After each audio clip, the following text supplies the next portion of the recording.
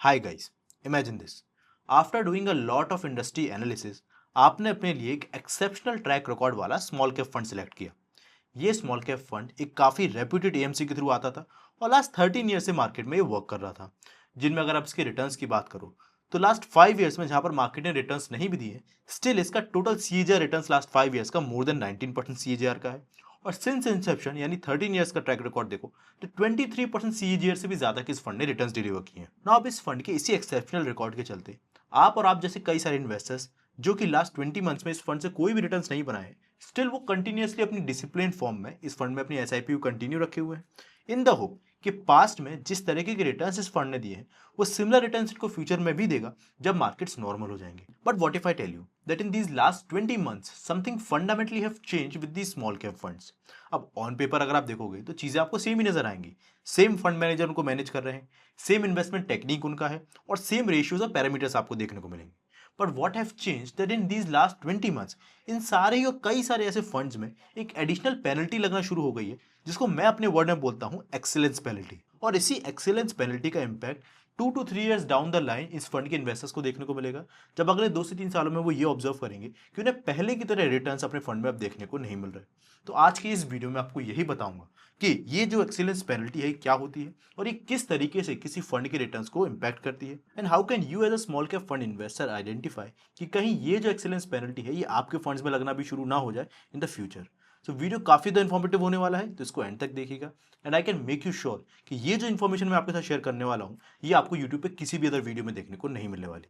So video को and तक देखिएगा विदाउट स्किप करें, एंड अगर आपको वीडियो पसंद आए तभी इस वीडियो के एंड में वीडियो को लाइक करके चैनल को सब्सक्राइब कर दीजिएगा एंड उस बेल आइकन को भी क्लिक कर दीजिएगा, बिकॉज ये आपके लिए तो फ्री है बट ये हमें काफी ज्यादा मोटिवेट करता है। तो वीडियो को हम स्टार्ट करते हैं आपको स्मॉल कैप की डेफिनेशन का एक क्विक ब्रीफ देने से कि सेबी के अकॉर्डिंग स्मॉल कैप फंड किस तरीके से अपनी इन्वेस्टमेंट को रख सकते हैं। देखिए, सबसे पहले स्मॉल कैप फंड्स वो फंड्स होते हैं जो कि अपनी 65% ऑफ दी जो इन्वेस्टमेंट है वो स्मॉल कैप इंडेक्स के स्टॉक्स में ही करेंगे और बाकी का जो 35% अपना इन्वेस्टमेंट है वो लार्ज कैप, मिड कैप्स और इवन अदर एसेट्स में भी कर सकते हैं। अब इसकी अगर मैं आपको फर्दर डेफिनेशन क्लियर करूँ तो निफ्टी, अगर आप निफ्टी 500 इंडेक्स का केस देखो तो उसमें जो फर्स्ट 100 कंपनीज आती हैं वो आती हैं हमारी large cap companies. First 100 companies के बाद जो नेक्स्ट 150 कंपनीज आती हैं वो मिड कैप्स के अंदर आती हैं और फिर उसके बाद जो बची हुई 250 कंपनीज बचती हैं निफ्टी 500 में से वो आती हैं स्मॉल कैप्स के अंदर। और इन्हीं 250 कंपनीज के अंदर जो स्मॉल कैप फंड्स है वो अपनी 65% जो एलोकेशन है वो करते हैं। अब इससे नीचे भी जो सारी कंपनीज आती हैं वो भी स्मॉल कैप, माइक्रो कैप्स में आती हैं, बट वो साइज में काफ़ी ज़्यादा स्मॉल होती है और उनमें लिक्विडिटी भी काफ़ी कम होती है। तो एक एवरेज स्मॉल कैप फंड भी जो होता है वो उनमें काफ़ी बड़ा एलोकेशन नहीं रख पाता। अब देखिए, जिस तरीके से लास्ट 4 से 5 सालों में स्मॉल कैप इंडेक्स ने परफॉर्मेंस दी है, ये ओवरऑल इंडेक्स और स्मॉल कैप जो फंड्स हैं वो रिटेल इन्वेस्टर के अमंग काफ़ी ज़्यादा पॉपुलर हो चुके हैं, जिस वजह से रिटेल इन्वेस्टर्स का इसमें जो एक्यूमुलेशन है वो भी काफ़ी ज़्यादा फास्ट हो चुका है। जहाँ पर अगर आप नंबर्स देखो तो इन 2022 ओवरऑल एसेट अंडर मैनेजमेंट जो टोटल स्मॉल कैप फंड्स के अंदर था वो क्लोज टू आपको 1 लाख करोड़ का देखने को मिलता था, जो कि अगले ही साल 2023 में बढ़ के 2 लाख करोड़ से भी ज़्यादा का हो गया। एंड फिर 2023 से लेकर अभी तक ये जो टोटल एसेट अंडर मैनेजमेंट है इन द स्मॉल कैप फंड ये बढ़ के 4 लाख करोड़ से भी ज़्यादा का हो चुका है, बिकॉज लोगों ने पिछले कुछ सालों के रिटर्न्स देखे हैं और उन्होंने एक पोटेंशियल देखा है कि कितना वो यहाँ से रिटर्न्स बना सकते हैं। बट मेन प्रॉब्लम ये भी नहीं है। एक फंड के लिए रियल प्रॉब्लम स्टार्ट होती है उसके पास्ट परफेक्शन के चलते। कैसे, चलिए आपको एग्जाम्पल के थ्रू बताता हूँ। एग्जाम्पल लेते हैं हम इंडस्ट्री के one of the top fund का, जिसका नाम है Nippon India small cap fund, जिसके नंबर्स के बारे में हमने वीडियो की शुरुआत में बात करी थी। अब ये small cap fund again 13 year से वर्क कर रहा है इंडिया के स्मॉल कैप स्पेस में और एक्सेप्शनल रिटर्न्स इसने डिलीवर किए हैं। पर अगर आप देखो तो पिछले 2 सालों में इस फंड में कुछ सिग्निफिकेंट डेवलप हुआ है। वो क्या है, चलिए बताता हूँ। देखिए, पास्ट 5 ईयर्स में इस फंड ने बिकॉज 19% सीएजीआर से भी ज्यादा के रिटर्न्स डिलीवर किए, इस वजह से सितंबर 2024 के हाइट पे जब हमारे मार्केट्स एक्चुअली फॉल होना शुरू हुए उस ड्यूरेशन में इस फंड का जो टोटल एसेट अंडर मैनेजमेंट था उसका वैल्यू था 56,000 करोड़ के। अब भले ही इन 2 सालों में फंड ने जीरो रिटर्न्स डिलीवर किए हैं, बट जो लोग और इन्वेस्टर्स हैं वो कंटिन्यूस फंड में एसआईपी करते जा रहे हैं। इसी वजह से आज सेम फंड का जो टोटल एसेट अंडर मैनेजमेंट है वो 78,000 करोड़ से भी ज्यादा का हो चुका है। अब यहाँ पर आपने देखा कि भले ही फंड अपने आप में बड़ा नहीं हुआ और फंड में रिटर्न्स नहीं मिले, पर फंड का जो एयूएम है वो लगभग 20,000 करोड़ से बढ़ गया। अब इससे प्रॉब्लम क्या आती है, उसके लिए आप साइज का फिजिक्स समझिए कि एक साइज जो है वो एक स्मॉल कैप फंड को किस तरीके से इंपैक्ट करता है। अब एग्जांपल मैं आपको इसी निप्पॉन इंडिया के केस से देता हूँ। फंड के केस में इसका टोटल एयूएम 78,000 करोड़ का है। अब ऐसे में अगर आप 78,000 करोड़ का केवल 1% भी निकालो तो वो निकल के आएगा 780 करोड़। अब समझ के चलिए, अगर निप्पॉन इंडिया आज किसी एक स्टॉक में इन्वेस्ट कर रहा है तो वो एटलीस्ट उस पूरे ही अपने पोर्टफोलियो का 1% से ज़्यादा ही जब उसमें इन्वेस्ट करेगा, तब उसको उस इन्वेस्टमेंट का एक्चुअल बेनिफिट मिल पाएगा।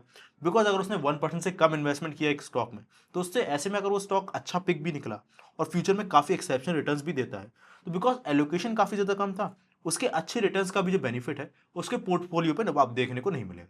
तो एटलीस्ट वो 2% अपना एलोकेशन करेगा या फिर क्लोज टू 2% का करेगा, तो वो नंबर निकल के आएगा 1600 करोड़ के अराउंड। पर प्रॉब्लम यहाँ ये आती है कि एक नॉर्मल जो स्मॉल कैप फंड होता है वो आपको 5 6 7,000 करोड़ का देखने को मिलता है। तो अगर मान के चले कि एक फंड है वो 4,000 करोड़ का मार्केट कैप रखा है, तो 1600 करोड़ उस पूरे ही फंड का 40% निकल आता है। यानी आपका 2% अमाउंट ही इतना ज़्यादा है कि उस फंड का 40% वो हो जाता है। और जैसा मैंने आपको बताया पहले भी कि स्मॉल कैप फंड के केस में ऑलरेडी लिक्विडिटी काफ़ी ज़्यादा कम होती है। तो आप यहाँ पर इसका 40% तो भूल जाइए, 1600 करोड़ के अलावा उस फंड का आपको 0.2 0.3% ही आप उसमें एलोकेट कर पाते हो एज अ फंड। जिस वजह से ऐसी अच्छी बेट्स भी उस फंड के रियल टाइम में उसका जो इम्पैक्ट है पोर्टफोलियो के रिटर्न्स पे, उस पर देखना वो कम दिखाने लगती है। इससे होता क्या है कि फंड का जो ओवरऑल अल्फा जनरेशन का उसका स्ट्रेंथ था, जो कि 58,000 करोड़ पे था, अब वो काफ़ी कम हो चुका है 78,000 करोड़ पे। पर यहाँ पर मैं आपको एक बात और बता दूँ, अब इसका मतलब आप कई सारे लोग ये निकाल सकते हैं कि अगर एक फंड के केस में एयूएम बढ़ता जा रहा है तो वो फंड बुरा है, और कोई जो फंड एयूएम कम रखे हुए है वो उससे ज़्यादा बेटर है। नहीं, कुछ और इंपॉर्टेंट फैक्टर्स होते हैं जो कि आपको ध्यान देना होता है, जहाँ पर कई केस में कम एयूएम वाले फंड के केस में भी जो आपको ये एक्सीलेंस का पेनल्टी देखने को मिलता है वो ज़्यादा देखने को मिलता है। और कई बार लार्जर एयूएम वाले फंड्स भी स्मॉलर एयूएम वाले फंड से ज़्यादा बेटर परफॉर्म कर सकते हैं। इसलिए आपको कुछ स्ट्रिक्ट पैरामीटर्स को देखना होता है जिनके बारे में हम आगे डिस्कस करेंगे। तो फर्दर अभी तक हमने क्या देखा कि पहला तो बिकॉज उस फंड के केस में 1% 2% एलोकेशन करना मुश्किल हो जाता है, तो वो 0.2 0.3% एलोकेशन करता है, जिस वजह से उसको काफ़ी सारी अच्छी बेट्स ढूंढनी पड़ती है और केवल कम बेट्स से उसका काम नहीं चलता। तो यहाँ पर इसके जो रिटर्न्स और अल्फा उसको ड्रैग डाउन करता है। सेकेंडली, बिकॉज वो फंड पास में अच्छा कर चुका है तो कंटिन्यूस लेवल पे उस पर एसआईपी भी मार्केट में आ रही है। अब ऐसे में वो क्या करेगा कि जो पैसा कंटिन्यूस इन्वेस्टर्स को डाल दे रहे हैं उसको कहीं ना कहीं मार्केट में इन्वेस्ट तो करना ही है। तो एक स्मॉल कैप स्टॉक पहले वो इन्वेस्ट जहां पर कर रहा था वहां पर अब वो 4 में इन्वेस्ट करेगा। और ऐसे में होता क्या है कि जैसे हमने डिस्कस किया कि स्मॉल कैप इंडेक्स में मेजरली 250 स्टॉक्स आते हैं, तो ऐसे में वो जो स्टॉक्स है उनकी जो लिस्ट पहले 70-80 में इन्वेस्ट कर रहा था, अभी 250 स्टॉक्स में से वो 200-220 में इन्वेस्ट करने लगता है। बिकॉज को एलोकेशन डाइवर्सिफाई करके सारा पैसा डिप्लॉय भी करना है और एटलीस्ट 65% अपना पैसा स्मॉल कैप में भी डिप्लॉयड रखना है। तो ऐसे में क्या हुआ कि आपने उसको पैसा दिया था एक एक्टिव फंड का, उसी वजह से आप उसको एक्सपेंस रेशियो पे कर रहे थे कि वो एक्टिव फंड और स्मॉल कैप इंडेक्स से ज़्यादा अल्फा जनरेट करे। पर बिकॉज वो ओवरऑल ब्रॉडर इंडेक्स में ही डाइवर्सिफाई होता जा रहा है स्मॉल कैप, तो आपके अल्फा जनरेशन की जगह जितना ओवरऑल इंडेक्स परफॉर्मेंस दे रहा होगा, जैसे कि पास्ट में एवरेज उसने 15% की परफॉर्मेंस दी है स्मॉल कैप इंडेक्स ने, तो वही आपकी परफॉर्मेंस निकल के आएगी, भले ही आप ज़्यादा एक्सपेंस रेशियो चार्ज को दे रहे हो या फिर ज़्यादा रिस्क ले रहे हो। थर्ड प्रॉब्लम क्या आती है कि जैसा हम बता चुके हैं कि apart from 65% the small cap stocks, वो अपना 35% जो एलोकेशन है अकॉर्डिंग टू द रूल्स वो मिड कैप्स या लार्ज कैप्स में भी कर सकता है।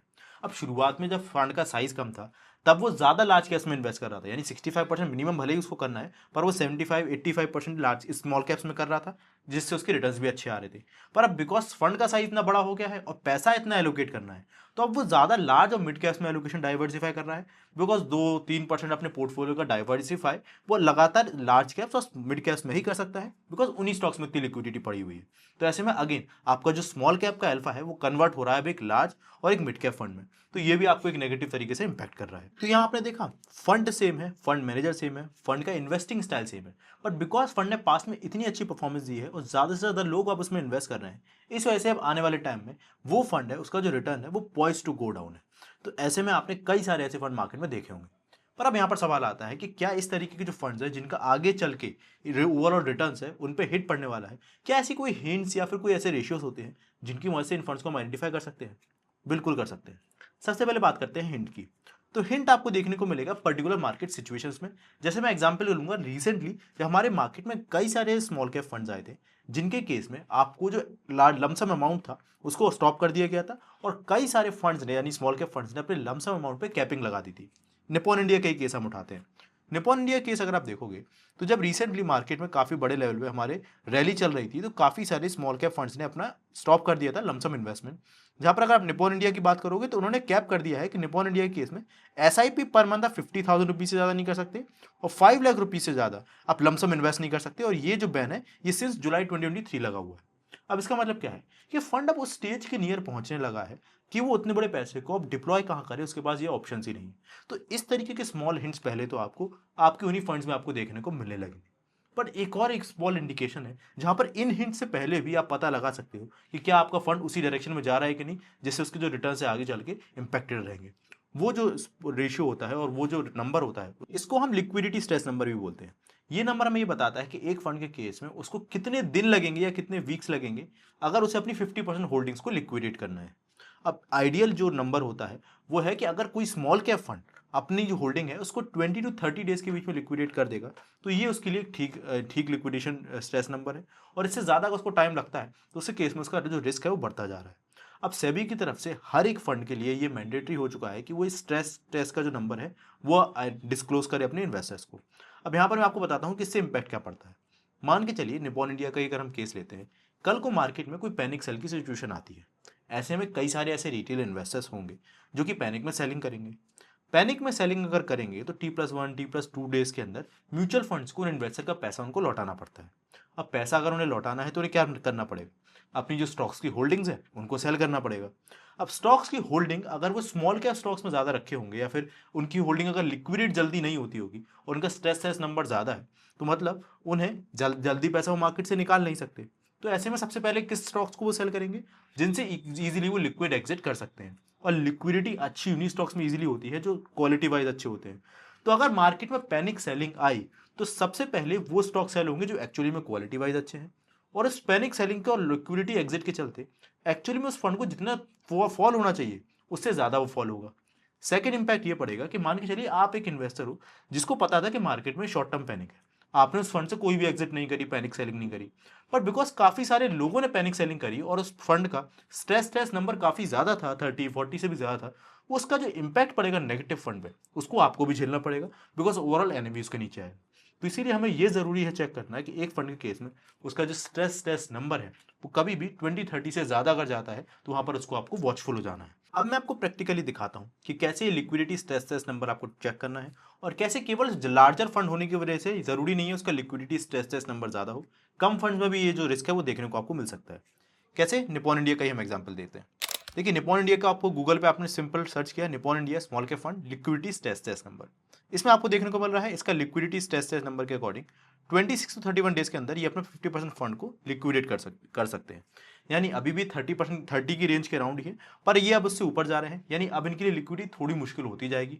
तो इनके केस में पैनिक सेलिंग का जो इम्पैक्ट है थोड़ा आपको एक्स्ट्रा देखने को मिल सकता है, बट अभी भी कह सकते हैं सेफर रेंज के अंदर है।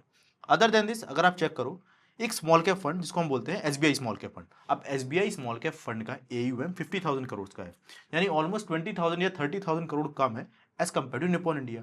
पर ये जरूरी नहीं है कि अगर निपॉन आपका AUM कम है तो वो सेफर साइड पे है, बिकॉज आप देख सकते हो इसका लिक्विडिटी स्ट्रेस नंबर में 65 डेज में ये अपना जो फंड है ये अपना पैसा लिक्विडेट कर सकता है। और बिकॉज इसका लिक्विडिटी स्ट्रेस नंबर इतना ज़्यादा है, आप देख पाओगे पिछले कुछ सालों में अगर आप रिटर्न्स भी कंपेयर करोगे निपॉन इंडिया और SBI के तो आपको एक क्लियर डिफरेंस देखने को मिलेगा कि किस तरह की परफॉर्मेंस पिछले कुछ टाइम में SBI ने दी है। कुछ और फंड्स को अगर आप कंपेयर करो, लेट्स सपोज अगर हम बंधन स्मॉल कैप को कंपेयर करते हैं तो इसके liquidity stress number in the range है और काफ़ी अच्छे इसके नंबर हमें देखने को मिल रहे हैं, जहां पर बंधन स्मॉल कैप फंड 4 डेज के अंदर अपने लिक्विडिटी को स्ट्रेस आउट कर सकता है, यानी सेल कर सकता है, जो कि बहुत ही अच्छा नंबर है। इसी वजह से लास्ट 1 ईयर का अगर आप रिटर्न कंपेयर करोगे तो इसको आपको काफ़ी बेटर देखने को मिलेगा। देख पाओगे कि अगर आप 1 ईयर, 3 ईयर और 5 ईयर्स के बेसिस पर कंपेयर करोगे ना, तीनों ही फंड जिनके केस में इनका लिक्विडिटी स्ट्रेस नंबर काफ़ी डिफरेंट है, तो इनके जो रिटर्न्स भी है वो आपको रिसेंट टाइम में उनका डिफरेंस क्लियरली दिखा देंगे कि किस तरीके से इनके केस में जो आपको रिटर्न्स है वो प्ले आउट हो रहे हैं। तो ऐसे में आपको हर एक फंड जिसमें आप इन्वेस्ट कर रहे हो, specially in the small cap fund, उसी केस में ये लिक्विडिटी स्ट्रेस नंबर जरूर से चेक करना। So this was all from our video. अगर आपको वीडियो इन्फॉर्मेटिव लगी हो तो प्लीज़ वीडियो को लाइक करना और वीडियो को हाइप करना मत भूलिएगा। एंड ऑल्सो धन ऐप को आप चेकआउट कर सकते हो, जिसका लिंक मैं आपको डिस्क्रिप्शन बॉक्स में प्रोवाइड कर दूंगा और वहां से अपनी म्यूचुअल फंड की जर्नी को भी इजीली स्टार्ट कर सकते हो।